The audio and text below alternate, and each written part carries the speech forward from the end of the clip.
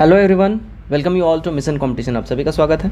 दोस्तों, आप सभी जान रहे हैं, देखिए बीपीएससी ने अपना कैलेंडर रिलीज़ कर दिया। उसके बाद से ही काफ़ी ज़्यादा वैकेंसियों का जो है उन्होंने अनाउंसमेंट कर दिया कि इस कैलेंडर ईयर में यानी 2025 में हम लोग परीक्षाएं लेने वाले काफ़ी ज़्यादा। और उसमें 2-3 ऐसे हाईलाइटेड एग्ज़ाम्स हैं जिसके बारे में जिक्र करना काफ़ी ज़रूरी है। जैसे जिसमें से कि एक था ASO, ठीक है, काफ़ी कम पद पे है, 41 पोस्ट पे ही है वो, लेकिन उसके लिए रुचि आप लोगों का बहुत ज़्यादा है। और आप लोगों का रुचि देख के मैं भी हैरान हूँ, अचंभित हूँ। और उसमें एक जो सबसे हाईलाइटेड वैकेंसी है असिस्टेंट रेवेन्यू अकाउंट्स ऑफिसर, इसमें पदों की संख्या काफ़ी अच्छी खासी पदों की संख्या है। मैं सब कुछ डिटेल में दिखाऊंगा। सबसे हाईलाइटेड पार्ट आप जान रहे हैं क्या है?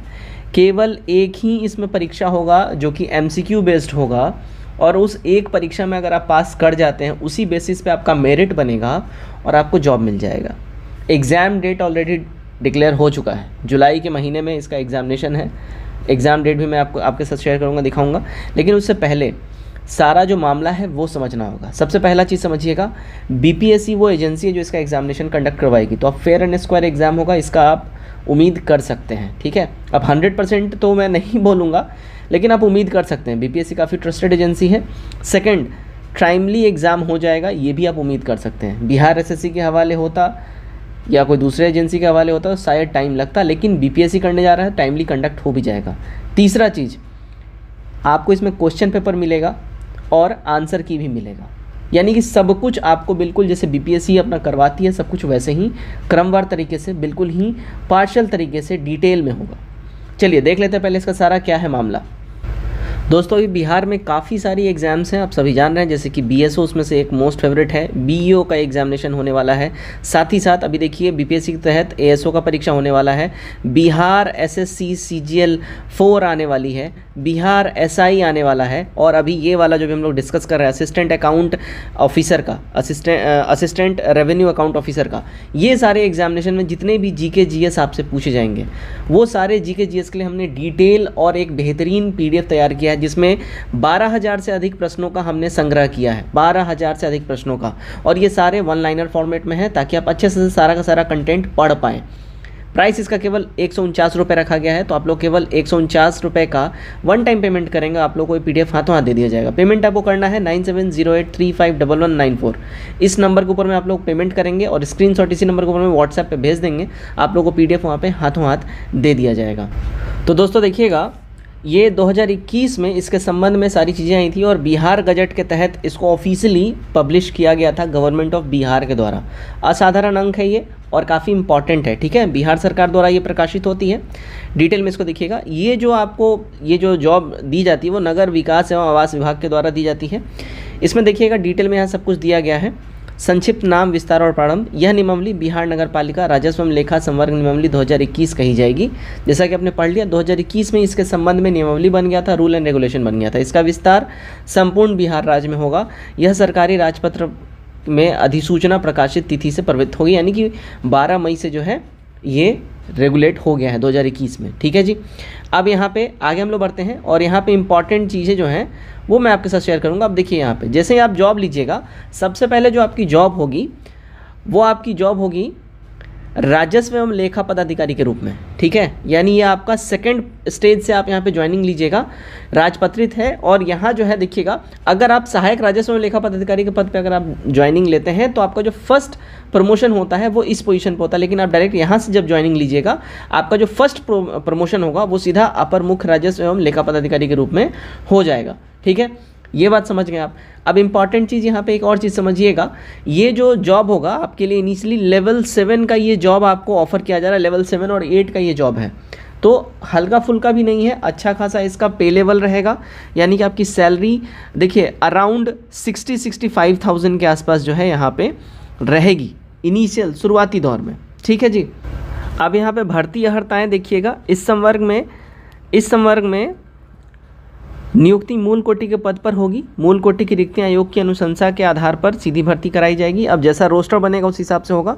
अर्हताएं देखिएगा, तो मूल कोटि के पदों पर सीधी भर्ती के लिए है ना, डायरेक्ट रिक्रूटमेंट जो कंपटीशन के बेसिस पे होता है, उसमें न्यूनतम शैक्षणिक अर्हता किसी भी परिनियत विश्वविद्यालय से BCom, BA अर्थशास्त्र में, BSc सांख्यिकी की डिग्री होगी। और मूल कोटि के पदों पर सीधी भर्ती के लिए विषय एवं पाठ्यक्रम इस नियमावली के साथ संलग्न किया गया है। तो यहाँ पे आप एक चीज़ समझ गए। देखिएगा, अगर आप बीकॉम कर रखे हैं, यानी बीकॉम आप अगर हैं, आप डायरेक्ट यहाँ फॉर्म फिल कर सकते हैं। आपने बीए यानी बैचलर ऑफ आर्ट्स किया हुआ है, लेकिन इकोनॉमिक्स में, अर्थशास्त्र में अगर आपने किया हुआ है तो आप यहाँ फॉर्म फिल कर सकते हैं। अगर आप बीएससी यानी बैचलर ऑफ साइंस अगर आप स्टैटिक्स से कर रखे हैं तो भी आप यहाँ पे फॉर्म भर सकते हैं, ठीक है ना। यानी बीकॉम वाला यहाँ पे डायरेक्टली एलिजिबल है, बीकॉम वालों को कुछ सोचना नहीं है। अनुसूची 1 में दी गई विवरण के अनुसार होगी, परंतु विभाग अनुसूची को समय समय पर आवश्यकता अनुसार संशोधित कर सकता है। अभी आपने देखा होगा बीएसओ वाला जो भर्ती आया है उसमें पहले बीकॉम अलाउड था, लेकिन अभी बीकॉम जो है वहाँ लिस्ट से हटा दिया गया, मैथ, स्टैटिक्स और इकोनॉमिक्स वालों को अलाउ किया गया है। उसी तरीके से अभी जो इसका नोटिफिकेशन आने वाला है, ठीक है, अभी नोटिफिकेशन इसका रिलीज़ होने वाला है कुछ दिन में, मैं बताऊंगा कब होने वाला है, उसमें और भी डिटेल बता दिया जाएगा। लेकिन आपने यहाँ पे मोटा मोटा देख लिया एलिजिबिलिटी क्या रहेगा। मूल कोटि के पदों पर सीधी भर्ती के लिए जो मिनिमम एज आपका मांगा जा रहा है वो 21 ईयर्स होना चाहिए, और अधिकतम आयु सीमा जो सरकार के समान प्रशासन विभाग द्वारा समय समय पर कोटिवार तरीके से तय जो करी जाती है। अब कोटिवार तरीके से तय मतलब यानी कि मैक्सिमम आपका 37 ईयर होना चाहिए। अगर आप जनरल कैटेगरी से हैं, ओबीसी, एससी, एसटी हैं, तो आपको 42-43 ईयर तक का तो रहता ही है, ठीक है। इसका कुछ सोचने की बात ही नहीं है। अब यहाँ पे अगर हम लोग सिलेबस की बात कर ले, देखिए परीक्षा की अवधि यानी कि जो प्रोबेशन पीरियड होता है वो सब अभी तो 1+1 हो गया है, ठीक है, तो प्रोबेशन पीरियड में भी चेंजेस हुआ है, ठीक है।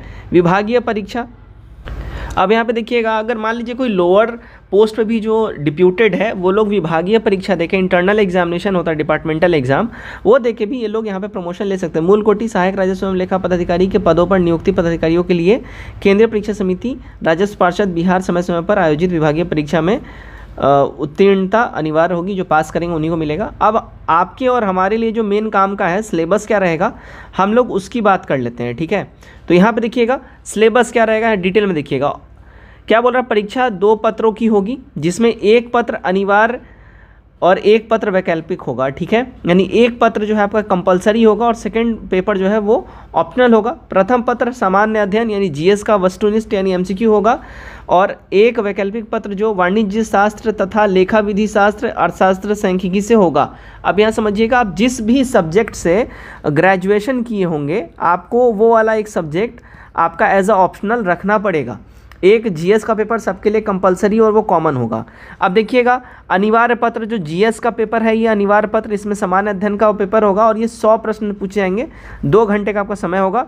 वैकल्पिक पत्र जो आपका जो भी रहे, अगर आप अर्थशास्त्र, वाणिज्य शास्त्र, लेखा विधि, ये 2 घंटे का पेपर होगा 100 नंबर का, और अर्थशास्त्र से है तो अर्थशास्त्र का पेपर होगा, सांख्यिकी है तो सांख्यिकी का पेपर होगा, ठीक है। अब यहाँ अनिवार्य पत्र में वैकल्पिक पत्र का पाठ्यक्रम वही होगा जो बिहार लोक सेवा आयोग द्वारा आयोजित की जाने वाले संयुक्त प्रतियोगिता परीक्षा हेतु उक्त विषय के लिए निर्धारित होगी, ठीक है। तो जो जैसे बीपीएससी सिलेबस डिसाइड करेगी इस सारे पेपर्स का, वैसा ही सब सिलेबस रहेगा। क्लियर है, यहाँ पे साफ साफ ये बातें मेंशन कर दी गई हैं। अब यहाँ पे देखिएगा,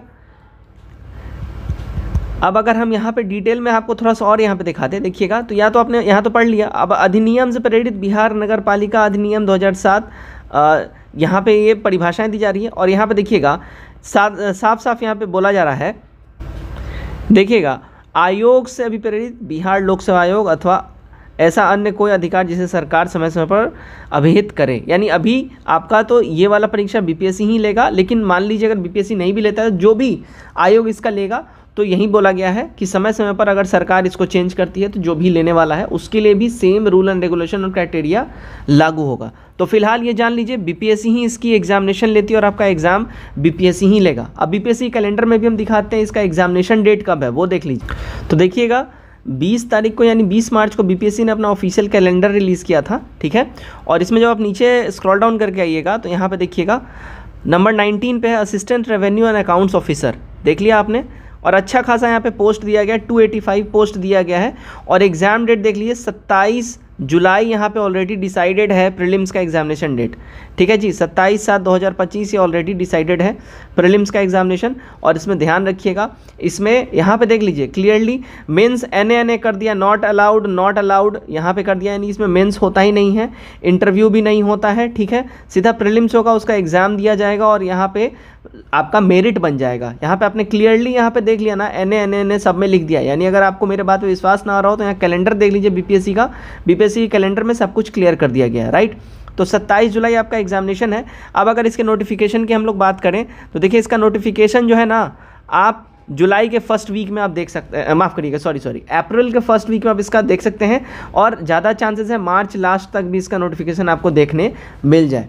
तो अगर इसके बारे में आप लोग नहीं सोच रहे हैं, डेफिनेटली सोचना शुरू कर दीजिए, क्योंकि काफ़ी मोस्ट अवेटेड और वंस इन अ टाइम मिलने वाला अपॉर्चुनिटी वाला ये एग्जामिनेशन है, क्योंकि ये बार बार ये आता नहीं है, क्योंकि ये काफ़ी रॉयल जॉब है। Assistant revenue and accounts officer का काफ़ी रॉयल ये पोस्ट है, और ये कभी कभी 5-6 साल में ऐसा निकलता है, और इतने ह्यूमंगस पद पे पोस्ट जो है बहुत कम बार ही ऐसा आया हुआ है। आई होप इस वीडियो के माध्यम से इसके वैकेंसी के बारे में आपको सारी डिटेल जानकारियाँ मिल गई होंगी। अगर कोई भी कंसर्न है, क्वेश्चन है, कमेंट कर जरूर पूछिए, वीडियो को ज़्यादा शेयर करिए। जय हिंद।